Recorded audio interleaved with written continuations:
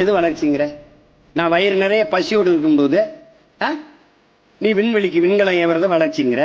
5000 ஏக்கரில் ஏர்போர்ட்டு கட்டி ஏர்போர்ட்டி உழுகிறத விட்டுட்டு ஏர்போர்ட்டு கட்டி பறக்கிறத வளர்ச்சிங்கிற.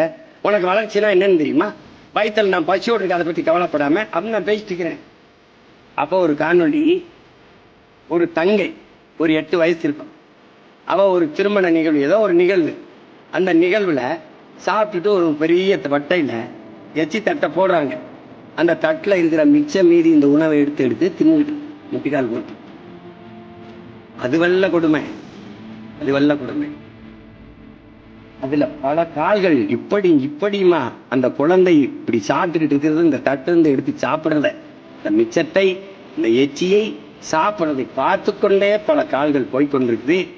அவன் முன்னாடி இப்படி நின்று இப்படி பயந்து சாப்பிட்டுக்கிட்டு இருக்கா. பல எச்சி தட்டுகள் அவன் முன்னாடியே வந்து விடுகுது. அதுல ஒரு மனிதன், ஒரு மானுடன் கூட, அப்பா அதை செய்யாத, வா கையை கழுவிட்டு வா, எங்களோட வந்து சாப்பிடுன்னு ஒருத்தன் கூப்பிடலடா.